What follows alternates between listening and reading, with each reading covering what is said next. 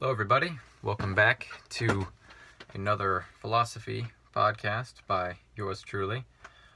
So today I'm going to briefly cover some thoughts I've been having on philosophy of time in regards to eternalism and change. Now, some preliminary notes. I'm not an expert on philosophy of time, so this may be completely wrong, and if so, please let me know.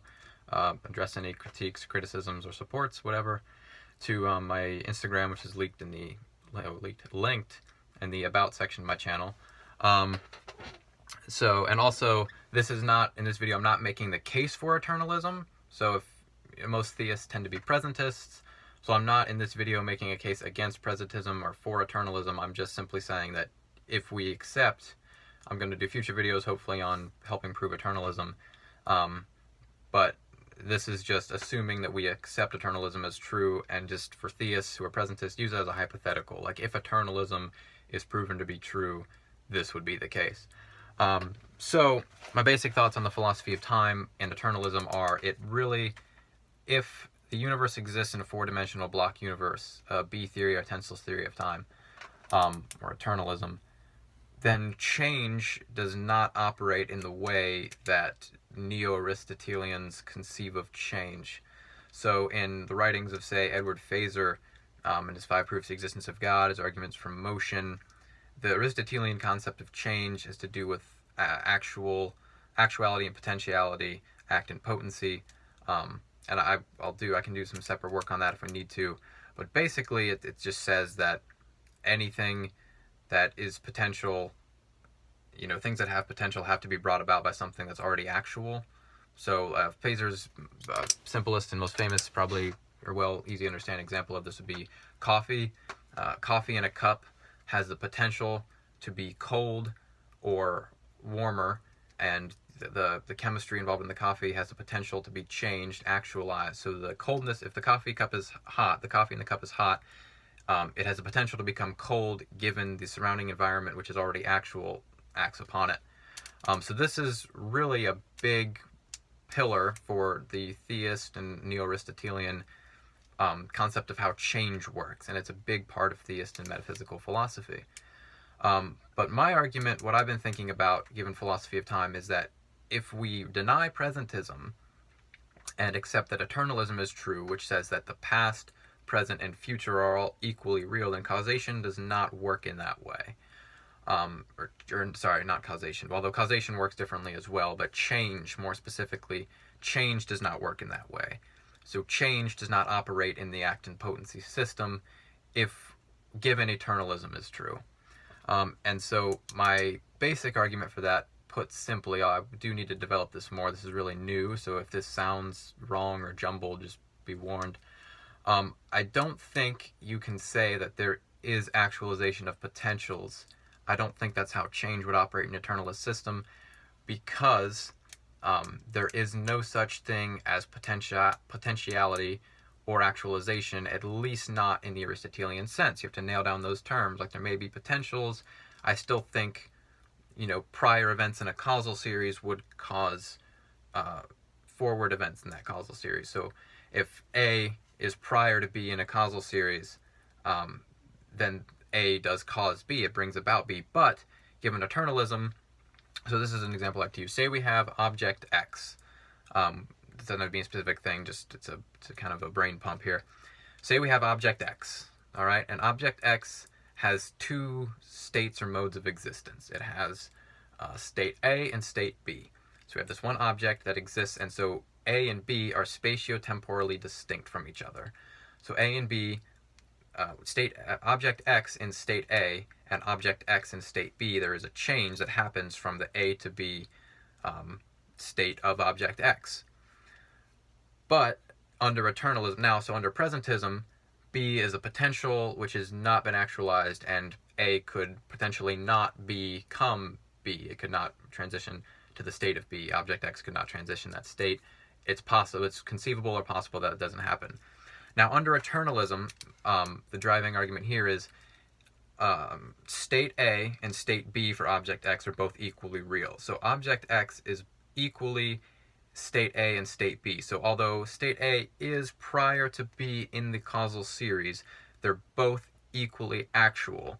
in terms of B is just as real, it's just as actual as A in this causal chain. Or I don't know if that's the correct term to use, so don't crucify me on that one. I'm not an expert on scholastic metaphysics yet, but that's my general thought, is B is equally as real as A. So there may be a change there, and there may be, you could still make an argument there is a kind of potentiality, but definitely not in the way that a neo-Aristotelian perspective on metaphysics would ascribe potentiality, because A does not have the potential to be not B, in really, because if B is already actual, there's kind of a deterministic causation there. A cannot become something other than B, so while there is a real change that occurs, it's not an actualization of a potential, because A does not have the potential to become not B. So object X does exist in two spatiotemporally distinct forms, or modes of existence, or states, if you will, but while they are spatiotemporally distinct, there is not a potentiality that is actualized, because they're equally actual. So all states of existence for an object, so say, I don't want to get too much into philosophical infinites, but say we have object X again, and it has an infinite mode of existence, or under eternalism, time it's in a block. So let's say it has 20 different states of existence from A all the way through, or even 1n, or n1, n2, n3, all the way to 20. So object X has these 20 modes or states of existence, but they're all equally actual in an eternalist block universe. There's no potential being actualized because they do not have the potential to be anything else, and potentials are not being actualized because time is not moving at an upward or forwards. Like the future is not something that is being brought about. The future already exists. So that's really the driving force of it, is the future is not being brought about. Because in presentism it is. The past is fading away and the future is coming into existence as it becomes the present and then is gone. But under eternalism, the future is not being brought into existence, it's not coming about, it's already there. So prior relations in a causal series may be affecting change, but they are not bringing about a potentiality, because any state of existence in the series of an object is equally actual, equally as real. So that's kind of my general thoughts on it. Again, I could be wrong, but I really don't see, and again, this is an argument for eternalism. This is an argument given eternalism. So if eternalism is true, this is the case. You don't have to accept eternalism is true. This is just something that was interesting to me that I kind of needed to get out, because it's been running around my head all day and driving me insane. I could be wrong again. I just don't see how you get out of that, though, of how something can be equally as real as a prior event and yet still be a potentiality for that prior existing object. Again, I could be wrong. So yeah, just let me know. But that's my general thoughts on it, and I think that this, if we accept eternalism, it really undermines the Aristotelian concept of change. Phaser, in his book 5 Proofs of the Existence of God, even addressed it a little bit.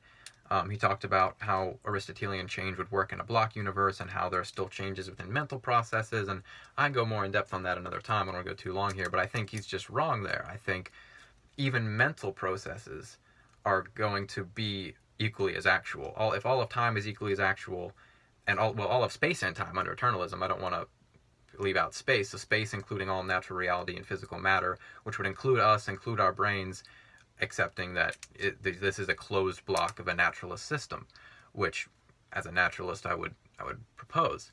So given naturalism and given eternalism, well, we don't have to give in naturalism because I'm just giving eternalism here to prove this point, potentialities don't exist the way we think they do, or at least neo-Aristotelians think they do. So given eternalism or the tenseless theory of time undermines the Aristotelian concept of change if it is true. Those are just my thoughts. Let me know what you think. Thanks for listening.